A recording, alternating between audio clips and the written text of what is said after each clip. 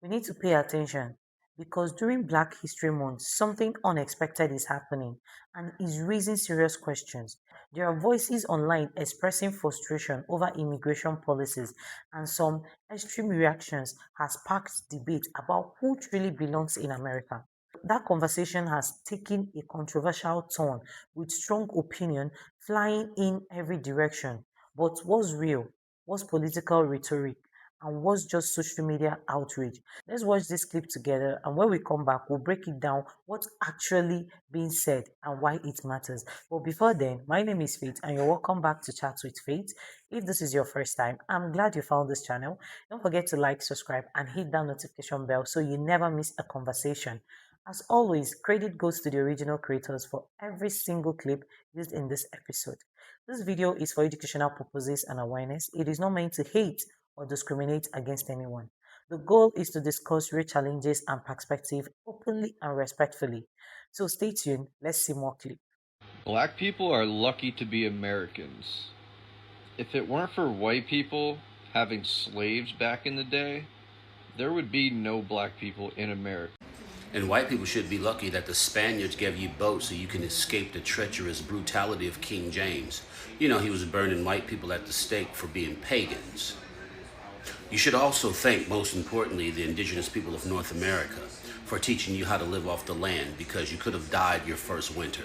In my humblest opinion, the indigenous people should have just put arrows in every last one of you. But that's just me. However, it will not take away from white people being thankful that the indigenous people taught you how to live off the land to survive your first winter. With that being said, this concludes the lecture, and everyone enjoy your wonderful Friday.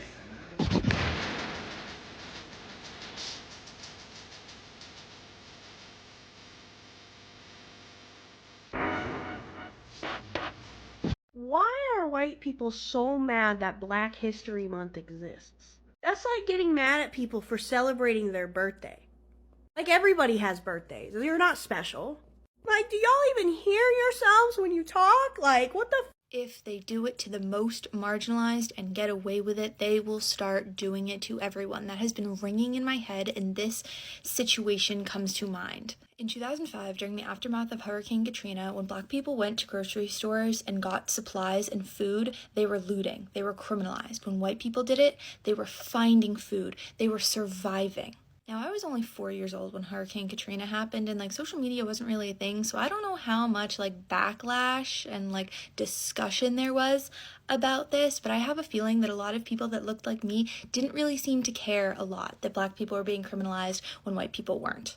Now in 2024, 19 years later, Hurricane Helene, everyone is getting criminalized.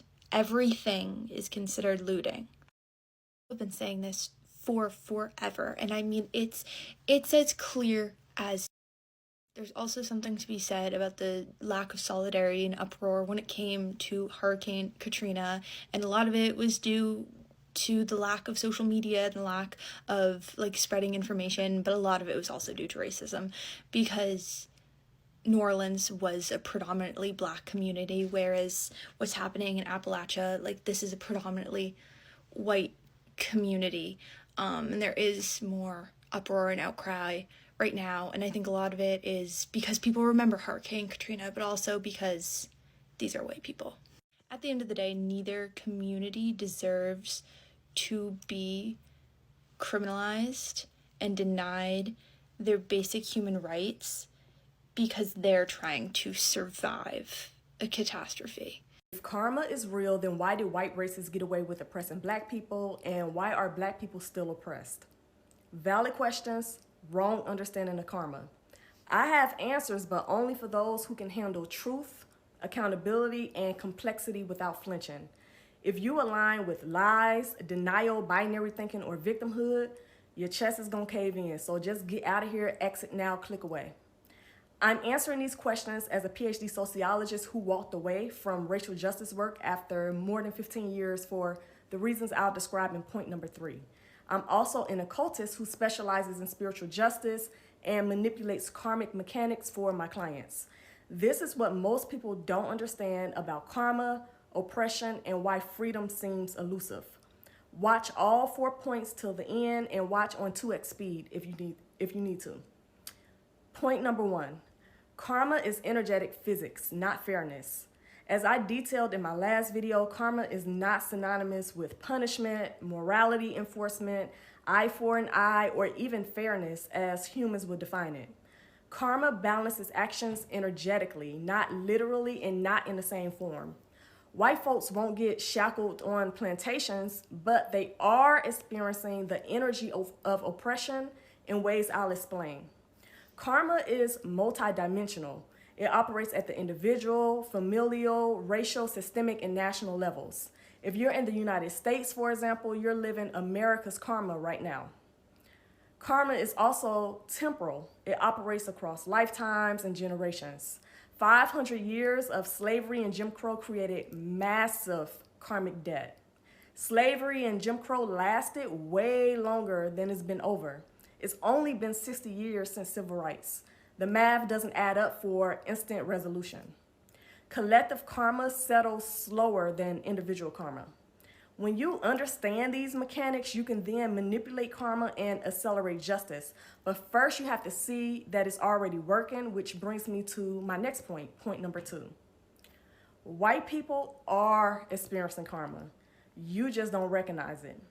White people are paying karmic debts collectively and individually. You don't see it because you expect karma to mirror the original harm exactly, and it just doesn't work like that. Globally, whites are the racial minority, and their population is shrinking, especially in places they've dominated, including the United States. Their birth rates are collapsing, hence the desperation around population control and particular policies, especially the overturning of Roe versus Wade and immigration panic. Their systems are destabilizing as Black people rise culturally, spiritually, educationally, economically, and politically. The opioid epidemic has been the deadliest drug crisis in recorded American history, and it disproportionately devastated white communities. White men have the highest suicide rates in America. At the individual level, many white people live in a psychological prison of guilt, shame, ancestral trauma, and spiritual emptiness. Most Black Americans are socially isolated from white people's inner world, so you idealize them and think they're better off than they actually are. I've had raw conversations about race with my white colleagues, acquaintances, and students for decades. Many are hollow.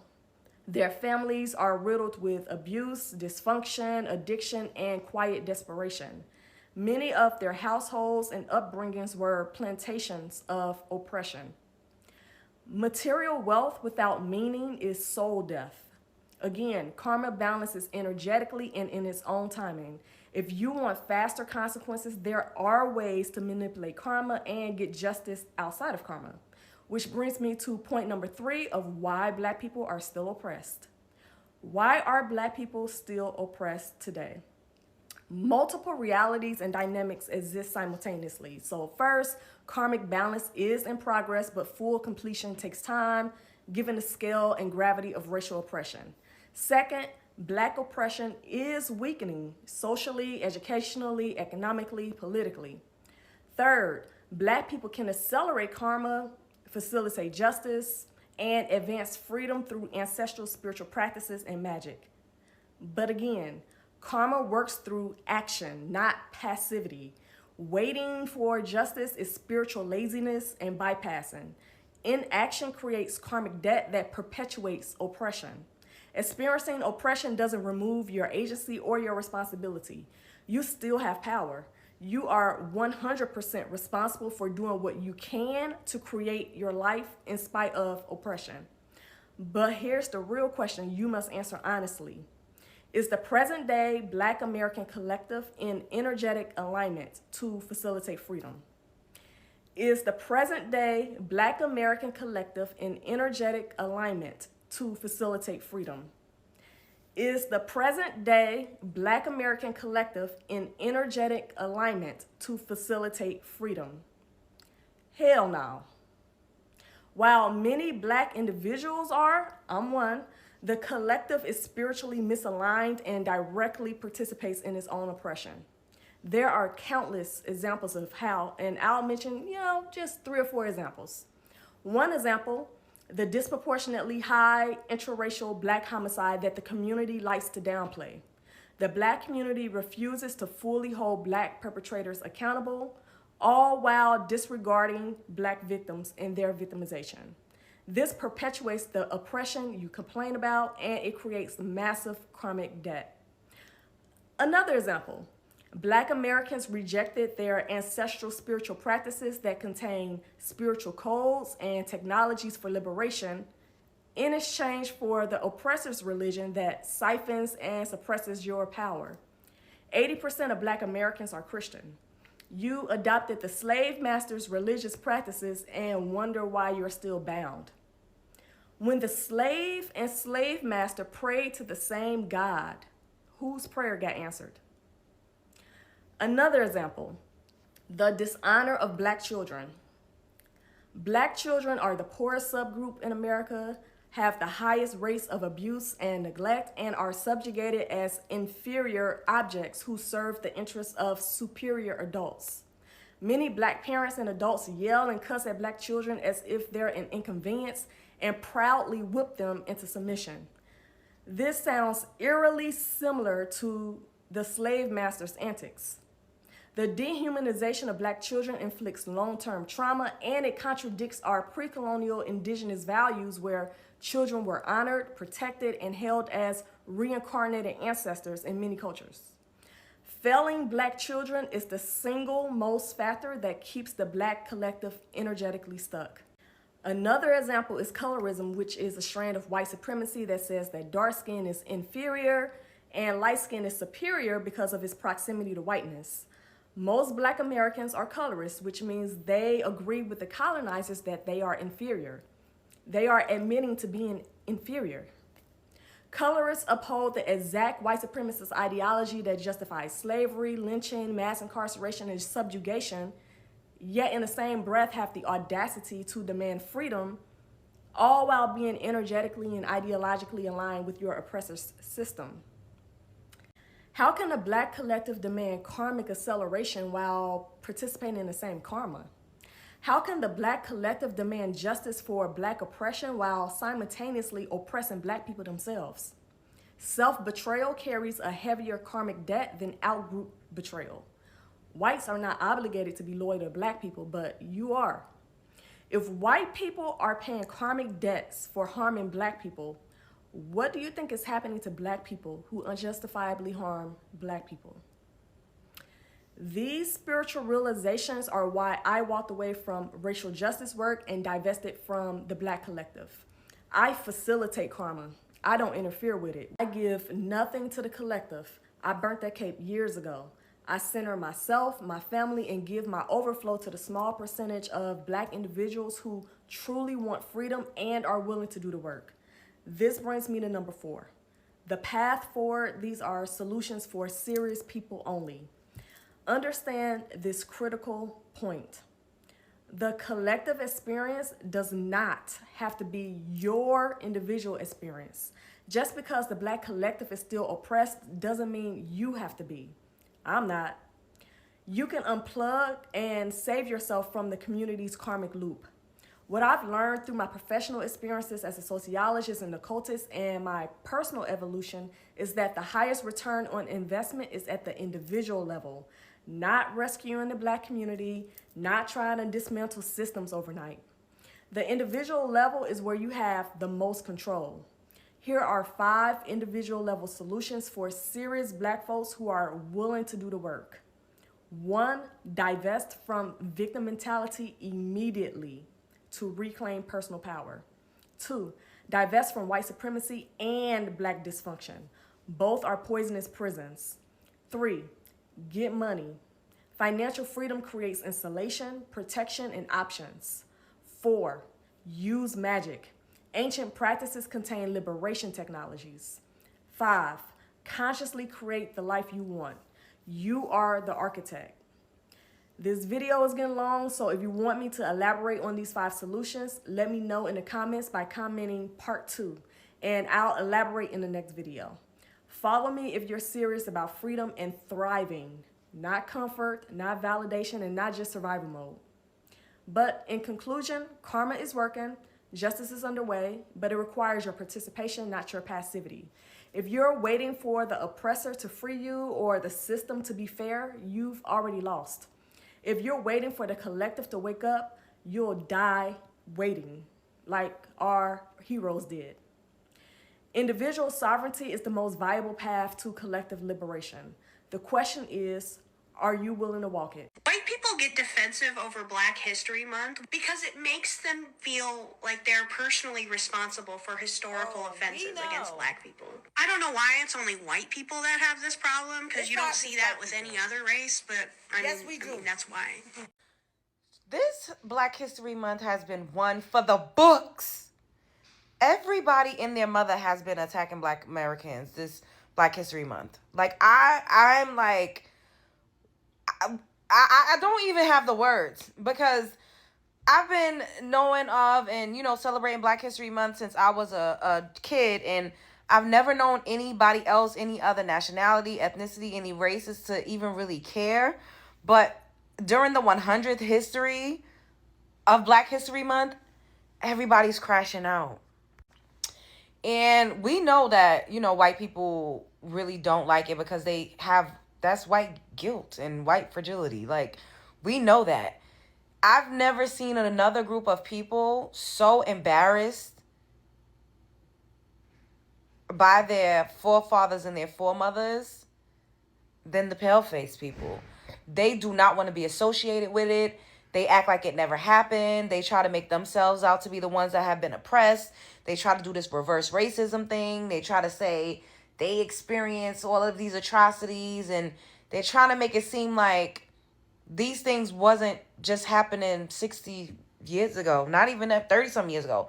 The last domestic act of terrorism that Black Americans experienced on American soil was in the 1980s in Pennsylvania, when they dropped a fire on a Black community. Like, they try to deny racism. They try to deny systemic oppression. They try to act like we're just victims.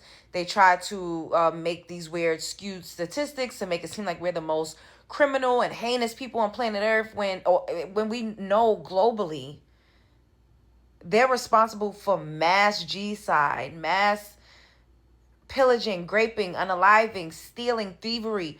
We know, and we can see them present day. So even if they weren't responsible for it, they still directly benefit off of systems of oppression, off of slavery, off of redlining. They've been able to have home ownership. They a lot of them are Ellis Islanders. They came over here and were able to get 40 acres and a mule. They continuously stole our inheritance. They stole our land.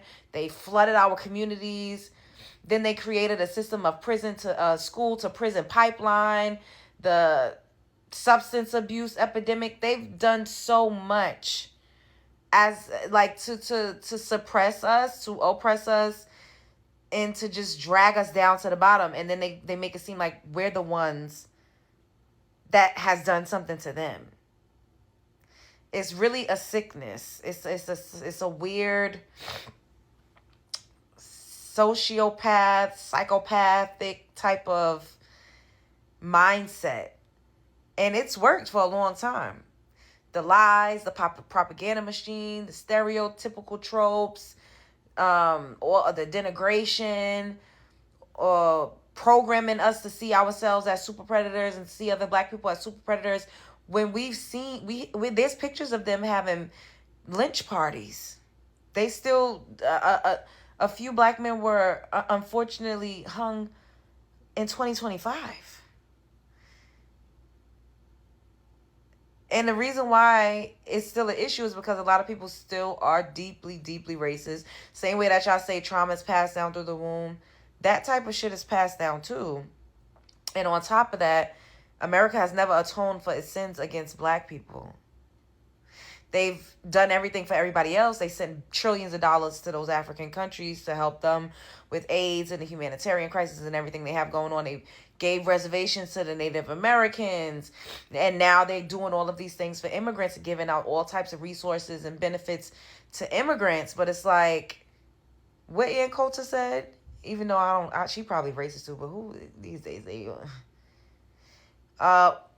America owes Black Americans something, not immigrants, or not other people funding WARs, and because y'all would love to be like, oh, they don't need reparations. Where is it going to come from? Our money. Your tax dollars are being sent out all over the goddamn world for all sorts of things.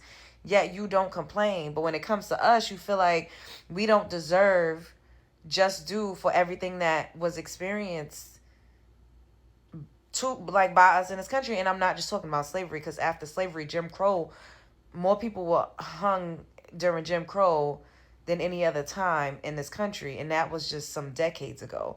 There's people still alive right now, walking and talking, that was alive during Jim Crow.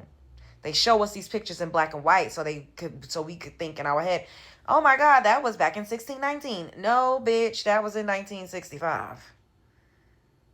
Like, but nobody's saying that you as an individual did something, but you absolutely benefit from it. And the system that was created is also now starting to affect you. And you could thank your Meemaw and your Peepaw for that. Because if we didn't have racism, we would have free school, free healthcare, less taxes. We would be living in a utopia if y'all wasn't so damn racist. Anyways, and not all. Don't cry. Pop it in my comment section. Talk about y'all are this, y'all are. You're gonna get blocked. Spread love is or cussed out like a dog in the street, depending on how I feel. Spread love is the Brooklyn way. I am trying to get real with myself and with other white people, and it is painful work. There's a whole lot of blame toward black people for being the cause of how white people treat them, and I'm trying to get to the bottom of that. I decided to take a closer look at slavery, since that's such a big topic in the United States. There has been slavery all over the world forever, and all colors of people have enslaved other colors of people for as long as we know about. But the transatlantic slave trade, in which Europeans brought African and Caribbean black people to the United States to be free labor in the new colonies before they were really the United States, is a whole different story of slavery. Slavery historically had to do with who won and who lost a war, who was convenient, who stumbled by at the wrong time, and so it wasn't specifically race-based. So why did these white Europeans choose black people to enslave? Because their physical differences from whites made it easier to create lies that they were biologically inferior. They invented science to defend this. It was easier to make these people who looked so different from us less human. And that lie made it easier to justify torture, rape, family separation, and death on a massive scale. And it made them, quite frankly, easier to identify if they tried to escape. The legacy didn't disappear when slavery ended. Eugenics came along and fed the racial superiority notion of whiteness, and it influenced the Nazi narrative along with the racial one. It carried over into segregation, Jim Crow, housing, policing, incarceration, education, all of that. If we're ever going to fix what's broken, we need to get curious enough to name how it got broken in the first place. White people need to get curious so we can say no more, not on my watch. There's no such thing as reverse racism. You can only be a racist if you have the power to institutionalize what you're doing to people who are different from you. What we're calling reverse racism is natural reaction to being treated unfairly on the basis of somebody else's ignorance. Now, don't ever let anybody say to you or about anyone around you that people don't like that person because of the color of their skin. That isn't the reason white people don't like people of color. They don't like people of color because they don't understand about skin color. And they don't understand that we all are descendants of somebody who looked like your mother. That's deep. You don't really want to get me started on this because I do want to get you started. I'm really angry about how we are miseducating the American mind. And what I like the most about what you're doing in your exercises is that you come in with a very direct attitude. You even call yourself the B word. Well, but you see, the B word for me is the one that's most often used to refer to me. It used to bother me a lot. For me, the B word is an acronym for being in total control, honey. So You want to call me that? It'll prove to me that you're out of control. And then I'll whip out my little Lorena Bobbitt fruit knife and take care of it for you. Go on. So is it necessary to strip away all of a white person's power, like in your exercises, in order for them to see the light? Or is there another way It's necessary to do what we do in offices and in the military and in schools and colleges and in hospitals and in community groups all the time. What we do is we become our parent ego. We go into our parent ego state, and that forces all those we're working with into their child ego state. And if you watch our so-called president, he spends most of his time either in his child or his parent ego state. He never gets into his adult ego state unless he's reading off the teleprompter. And he is such a poor reader that oftentimes he makes mistakes, and then he is instantly in his child ego state right in front of your very eyes. It's absolutely fascinating to watch it happen. Speaking of our president, a lot of people say that racism has risen under him. Anybody who doesn't say that hasn't been paying attention. It absolutely has. I'm getting more hate mail now than I have gotten for years. The kinds of things that are being said in this country today are things that he has said for the last 2 years. He has said them publicly, and he got elected because he said them publicly. We have a group of people in the United States of America who were in response to 8 years of a black man in the White House and the possibility that they might have from 4 to 8 years of a woman in the White House, will elect anything that walks and can chew gum at the same time. This last election is... I want every white person in this room who would be happy to be treated as this society in general treats our citizens, our black citizens. If you, as a white person, would be happy to receive the same treatment that our black citizens do in this society, please stand. You didn't understand the directions. If you white folks want to be treated the way blacks are in this society, stand. Nobody's standing here. That says very plainly that you know what's happening. You know you don't want it for you. I want to know why you're so willing to accept it or to allow it to happen for others. Hey, what up, TikTok? I don't know if you are aware of what's been happening on the South Shore of Chicago over the last couple of days, but they raided a mostly black apartment building on the South Shore, and they rounded up men, women, and children. They were zip-tying children, saying, F these kids, okay? Taking folks into custody. Now, they kept these people till about 3, 4 in the morning, and they let them go because they can't deport them because they're American-born citizens. I mean, black folks' ancestry goes back to 1619 enslavement. But one of the questions that I found very interesting is that they were asking whether or not a person had a warrant. Now, if a person has an outstanding warrant, they shouldn't be taken into custody by ICE. The Chicago Police Department should be the ones taking them into custody. Because if ICE gets a hold of you, what they're going to do is they're going to make a mistake and deport you to a gulag over in El Salvador, which is what Trump wants to do. He wants to be able to deport black American-born citizens out of this country, but he can't do it because it's unconstitutional. So they're going to try to make mistakes by ICE going into these cities and rounding black people up. They're not fooling me, okay?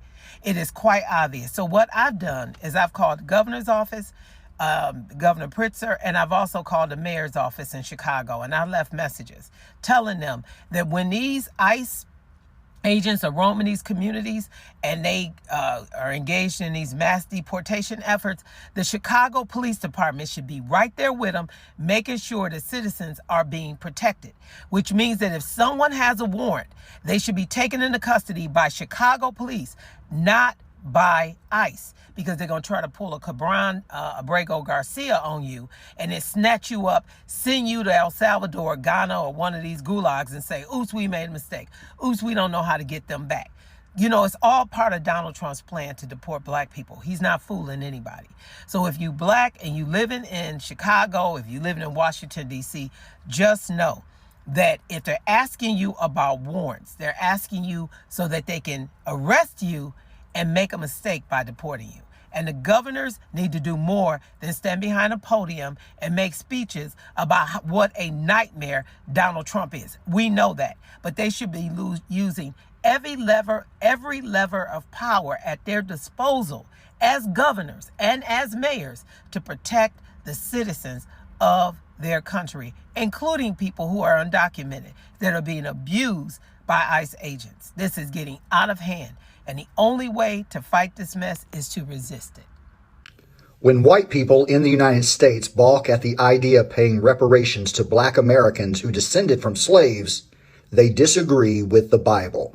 Reparations are a form of compensation or restitution made to those who have suffered injustice, particularly those in cases of racial inequality, discrimination, and slavery. The idea of paying reparations to black Americans is not a new one. It has been a topic of discussion for decades, if not centuries. However, it has gained renewed attention and support in recent years following the resurgence of the Black Lives Matter movement and the growing recognition of systemic racism in American society. As a Christian, I believe that reparations are not only a matter of justice and equity, but also a reflection of God's character and values. In the Bible, we see numerous examples of God's concern for the oppressed, the marginalized, and the downtrodden. From the Israelites' liberation from slavery in Egypt to the ministry of Jesus among the poor and the outcast, we see a consistent theme of God's love for those who are on the margins of society. One of the key biblical principles that underlie the idea of reparations is the concept of restitution. In the book of Leviticus, we see God commanding the Israelites to make restitution to those whom they have wronged. Leviticus 6, 1 through 5 says, "If anyone sins and commits a breach of faith against the Lord by deceiving his neighbor in a matter of deposit or security or through robbery, or if he has oppressed his neighbor or has found something lost and lied about it, swearing falsely in any of all the things that people do and sin thereby, if he has sinned and has realized his guilt and will restore what he took by robbery when he got it by oppression or deposit that was committed to him or the lost thing that he found or anything about which he has sworn falsely, he shall restore in full and shall add a fifth to it and give it to him to whom it belongs on the day that he realizes his guilt." This passage emphasizes the importance of making restitution to those who have been wronged and not just restoring what was taken, but adding to it as a form of compensation. This principle of restitution can be applied to the issue of reparations to black Americans who have suffered centuries of enslavement, discrimination, and systemic oppression. Another biblical principle that supports the idea of reparations is the concept of Jubilee. In Leviticus 25, God commands the Israelites to observe a Jubilee every 50th year, during which all debts are forgiven, all slaves to be set free, and all property to be returned to its original owners. This was a radical idea of economic justice designed to prevent the accumulation of wealth and power in the hands of a few and to ensure that all members of society had equal access to resources and opportunities. The idea of Jubilee can be seen as a model for reparations in that it seeks to address the root causes of inequality and oppression rather than just treating the symptoms. By forgiving debts, freeing slaves, and returning property, Jubilee seeks to create a more just and equitable society, one in which everyone has the opportunity to flourish. As a Christian, I believe paying reparations to black Americans is only a matter of justice and equity, but also it is a reflection of God's values and character. Through the biblical principles of restitution and jubilee, we see a model for how we can address the historical and systemic injustices that have plagued our society for far too long. While the issue of reparations is complex and contentious, I believe that as Christians, we have a responsibility to seek justice. For a long time, there has been a narrative circulating online suggesting that Black Americans are somehow immigrants who could be deported. But when you slow down and actually look at history, that claims fall apart. Black Americans are largely descendants of Africans who were forcefully brought to this country centuries ago. By the time slavery ended in 1865, multiple generations have already been born on American soil. Their labor helped build industries. Their culture shaped music, language, and national identity. Their contribution became part of the foundation of the United States. So when someone casually talks about deporting Black Americans, what are they really saying? Are they confusing race with immigration policy? Or are they ignoring the historical reality of how the nation was built? There is a difference between debating modern immigration enforcement and questioning the citizenship of people whose families have been in America for 300 or 400 years. Black history is American history, and eventually reality sets in. People realize something important. Black Americans cannot be deported. Why? Because they are citizens of the United States, not guests, not temporal residents, citizens protected by law. Citizenship isn't based on opinion. It isn't based on viral posts. It's defined by the Constitution, birthright citizenship, legal recognition, generational presence, constitutional protection. The rule of law, not rhetoric, determines who belongs. And just to be clear, I am not Black Americans. I'm speaking from an outside perspective, looking at history and laws. This isn't about emotion, it's about facts. And we're going to have more conversations about borders, identity, and belongings. They must be grounded in truth, not fear, not misinformation. If you found this discussion valuable, kindly like this video, subscribe to the channel, and comment your thoughts respectfully below. Let's keep the conversation honest and constructive. See you in my next video.